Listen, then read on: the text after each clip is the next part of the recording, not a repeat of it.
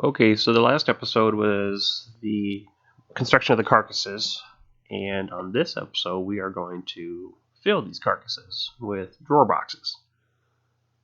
There's thousands of different ways to build drawers, but this is one method that I commonly use. So I'm going to begin this just like I did on the carcasses themselves. I'm going to break down my 1x6 poplar stock to rough dimension. And this, you can see I use a stop block on this. I just screw it into my workbench. I don't have a track or anything. I don't do them often enough to really care, and this workbench top gets all kinds of beat up. I do this method because I've got 15 drawers to build at 4 sides and ends each, so 60 pieces I've got to mill down to a reasonable size. So after those are cut down to a rough size, it's time to cut them down to their finished sizes. I again went through and squared off one end of each of these boards before setting the stop block to final length. Again, this method is just easier than going through and measuring each and every one of them. I just have to measure one and then follow through with each of them. The drawers are all the same depth, so I've got 30 pieces that are the same length, and then the drawer width is the only dimension that really changes. So once those are done, I get to pull out the Porter cable dovetailing jig. If you have one of these jigs, they're incredibly nice. They are a little trick to set up, but once you're set up, it's just kind of a process of machining.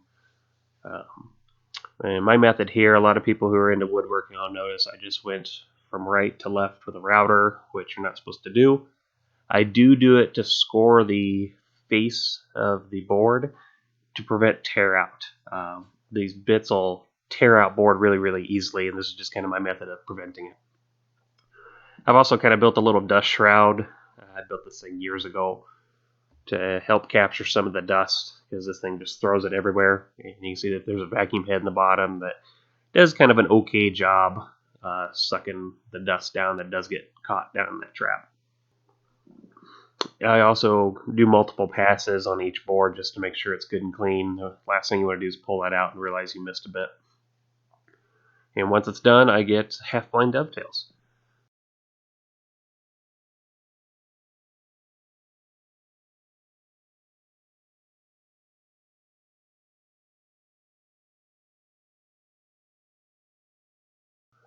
And this is a little bit of the mess left over when I'm done that did not get caught in the dust shroud there.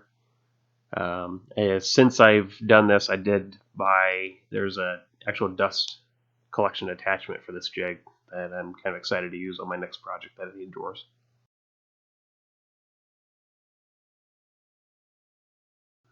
And now I need to cut a dado on the bottom of each one of these. Again, I didn't put the dado stack in. I'm just going to kind of nibble the dado out to the proper width. Come to think of it, I should have put the dado stack in because this took an eternity to do. Again, there's 60 boards here I got to make dados for, and it took a minimum of 3 passes. So 180 passes across the table saw to get this job done.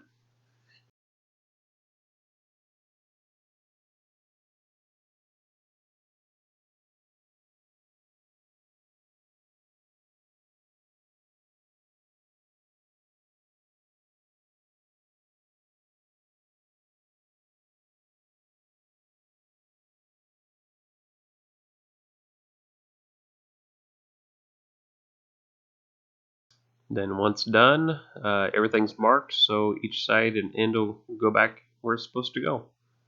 Then I move on to assembly. I did sand the inside of these drawers, so the side with the dado up, all the way down to the finished sanding grade. It's much easier to do it before the drawers are assembled than to try to do it after.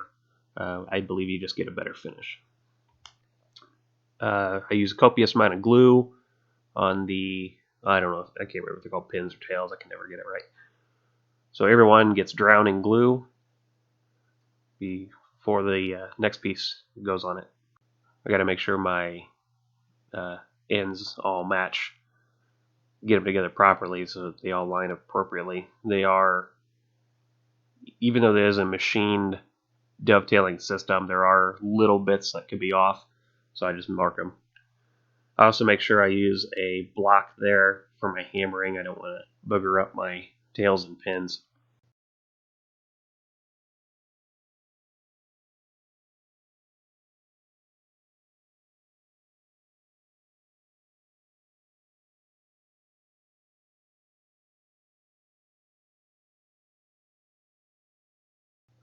Then another copious amount of glue on the opposing side before putting it together for the last time.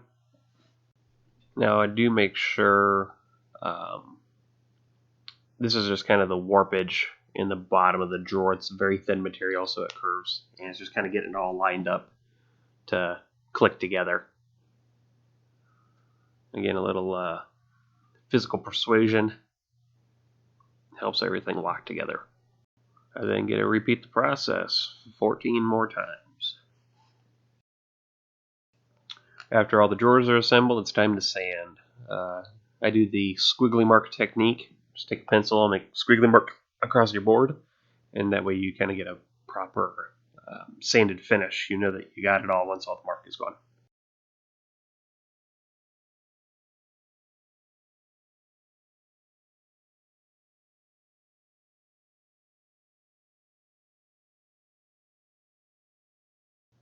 Again, just different methods of sanding. Sometimes easier on top, sometimes easier on the box laying on its side. It just depends on the size of the drawer. I do sand over the edges, just kind of break those corners. I'm not going to use a router bit or anything. Just take the sharpness off, make it feel a little more finished. Okay, I didn't video this part just because I had to get these done and I didn't have time to stop and do it. But I got the drawers installed here. They're a full extension, soft close slide. It's taken several hours to get these right. I mean, I've got 15 drawers between the two cabinets. But you can get online and see how these things work a lot better than I could. I couldn't get a nice camera angle either on how these worked. But essentially, these are the Kreg, I don't know if they're called drawer slide brackets or what. But let's pop these out here real quick. I kind of show you how to use them. Let's just pull these two out real quick. But I've got face frame cabinets, and the instructions say pull this little gray tab out here for face frame, and also there's one on the side if I need it, but I didn't. Essentially what it does is it sits inside against the face frame, and then you clamp it in place.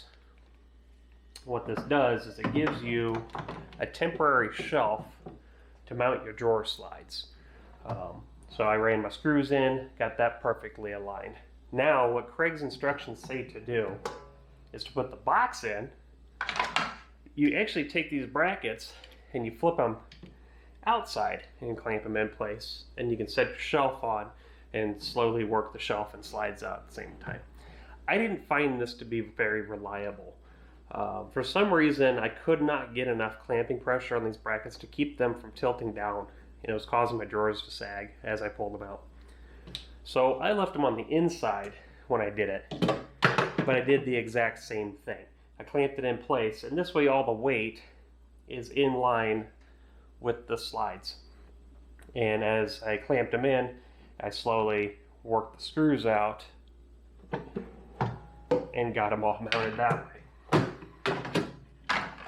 then once you pull them out, temporary shelf's gone. Now these work great for everything but the bottom drawers. So I've got 2 drawers on the bottom of this cabinet and 4 on the big cabinet.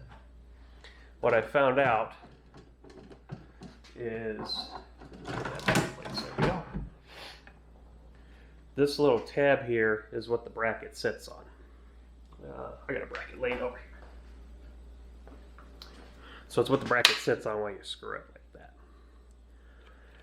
The distance, or the thickness of this little tab, which is the thickness from the face frame to the bottom of the bracket, is approximately 1/4 of an inch. It's a little over.